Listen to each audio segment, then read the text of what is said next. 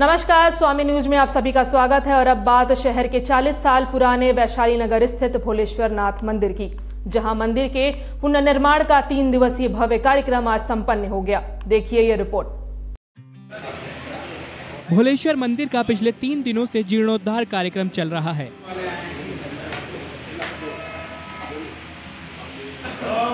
इस दौरान पूजा अर्चना के साथ नई मूर्तियों की प्राण प्रतिष्ठा का कार्यक्रम भी आयोजित किया गया। कलश यात्रा में महिलाओं ने भी बढ़ चढ़कर हिस्सा लिया।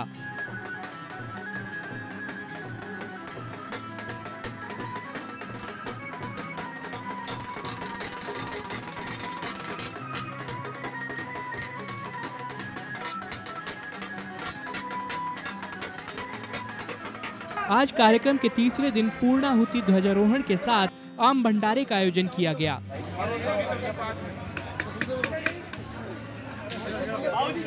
इस मौके पर मंदिर समिति के अध्यक्ष ने सभी कार्यकर्ताओं का धन्यवाद किया।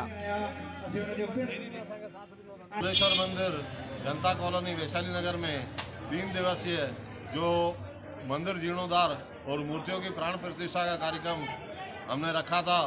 बहुत ही अच्छे माहौल में और सैकड़ों की संख्या में श्रद्धालुओं ने इसमें भाग लिया। और हमारे पंडित जो विद्वान पंडित कृष्ण कुमार व्यास है और उनकी टोली है, उनके सहयोगी हैं, उन सब ने बहुत अच्छे ढंग से यहाँ पे 5 कुंडीय यज्ञ किया था। यज्ञ में अभी पूर्णाहुति हो गई, ध्वजारोहण हुआ और मूर्तियों की प्राण प्रतिष्ठा हुई। उसके बाद संत समागम का कार्यक्रम हुआ। जिन कार्यकर्ताओं ने हमको इस कार्य में सहयोग किया उन सबको संत महात्माओं ने आशीर्वाद दिया। जिन कार्यकर्ताओं ने यहाँ पे अच्छी सेवाएं दी उन सबको भी आशीर्वाद दिया। मैं सभी कार्यकर्ताओं का, संत जनों का आभार व्यक्त करता हूँ। इस शुभ कार्य में हमको सहयोग किया और आके सभी को आशीर्वाद दिया। वैशाली नगर क्षेत्र की जनता की ओर से मैं उनका आभार व्यक्त करता हूँ। अभी भंडारे की प्रसादी का कार्यक्रम बाकी है, तो वो कार्यक्रम करके हम समापन करेंगे। भोलेश्वर मंदिर में देवी देवताओं की नई प्रतिमाओं को देखने क्षेत्र के तमाम लोग पहुंचे। मूर्ति स्थापना कार्यक्रम को लेकर भी श्रद्धालुओं में खासा उत्साह देखने को मिला। पुरोहित कृष्ण व्यास के साथ इलाके के विद्वान पंडितों ने कार्यक्रम में पहुंचकर भक्तों को आशीर्वाद दिया। अजमेर से सचिन कन्नौजिया की रिपोर्ट।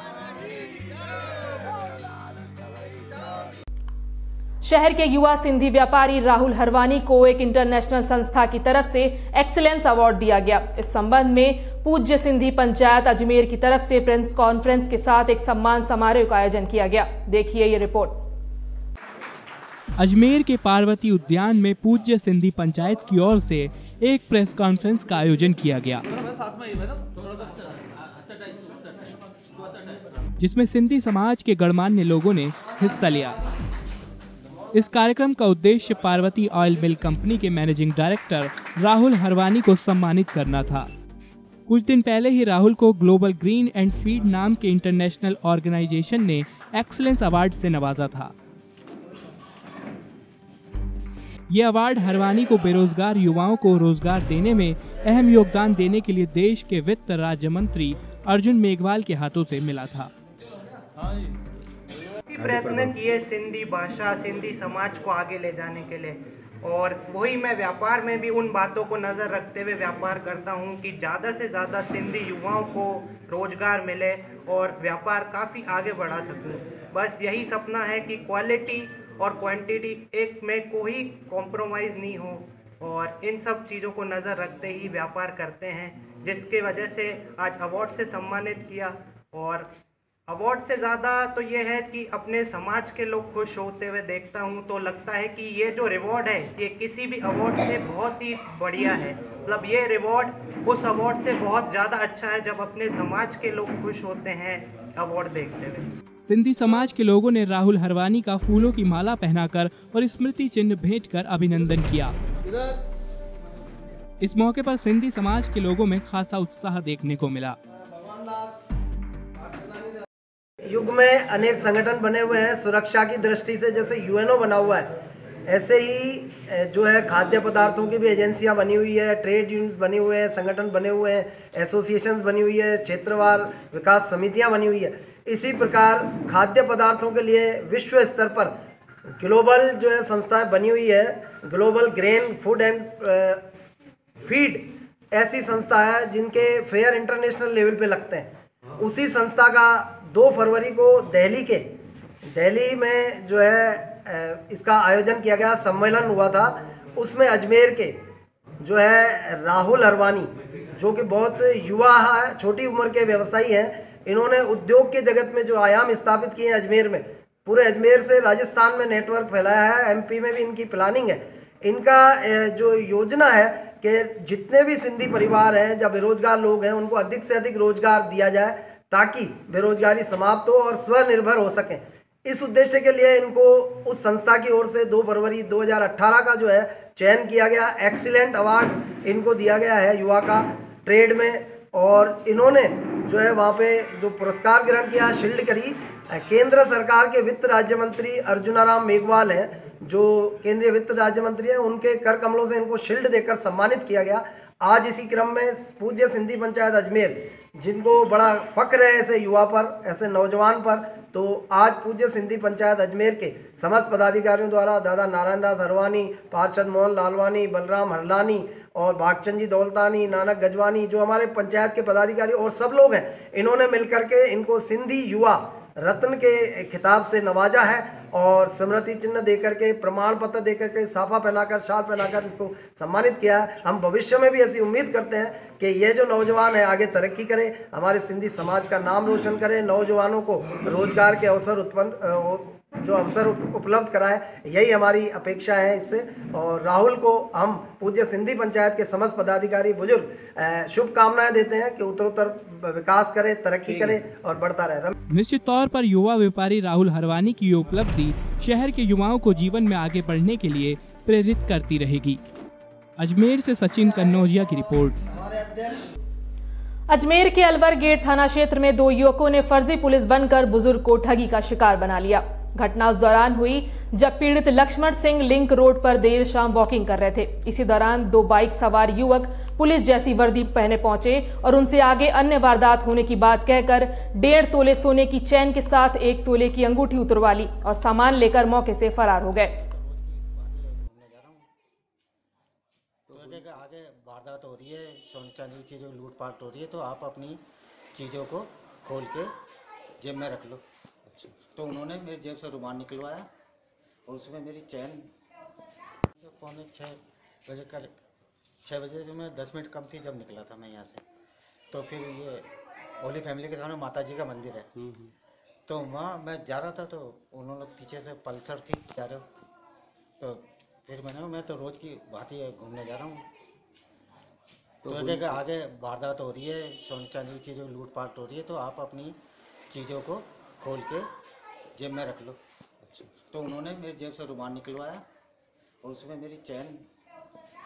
अपने बड़े भाई और भाभी से परेशान एक युवती ने गुरुवार को जिला पुलिस अधीक्षक को ज्ञापन देकर उनके खिलाफ कार्रवाई की मांग की। डिग्गी बाजार निवासी पीड़िता माया ने बताया कि उसका भाई और उसकी भाभी उसके पुश्तैनी मकान से उसको जबरन बाहर निकाल दिए हैं और घर में कब्जा कर लिया है, जिसकी शिकायत माया ने सदर कोतवाली पुलिस को भी दी, मगर पुलिस ने माया की एक ना सुनी।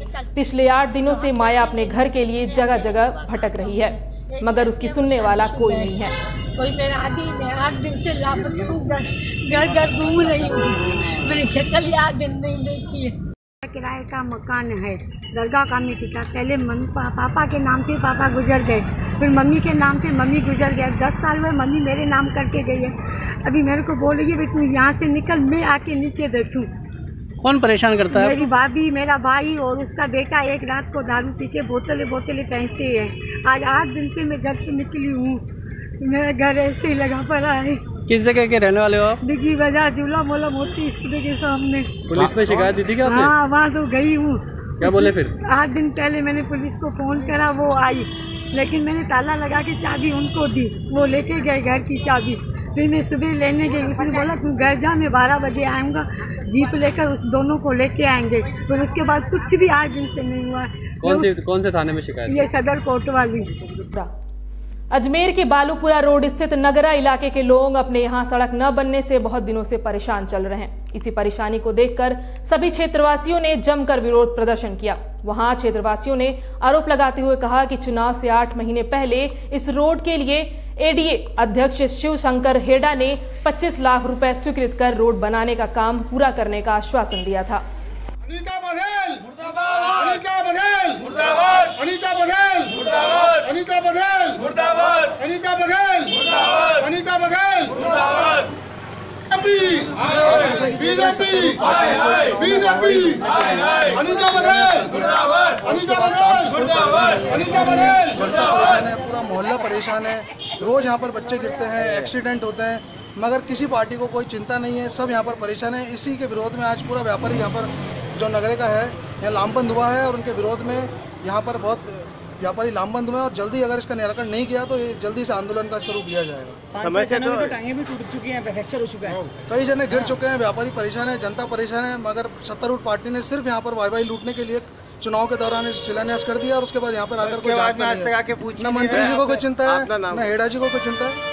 आज अजमेर के अंदर ये हमारे दक्षिण विधानसभा के अंदर नगरे पे बालूपुरा रोड पे जो मुख्य गली है, इसका 8 महीने पहले केवल चुनावों को देखते हुए जनता पार्टी की तरफ से यहाँ वाहवाही लूटने के लिए पत्थर लगा दिया।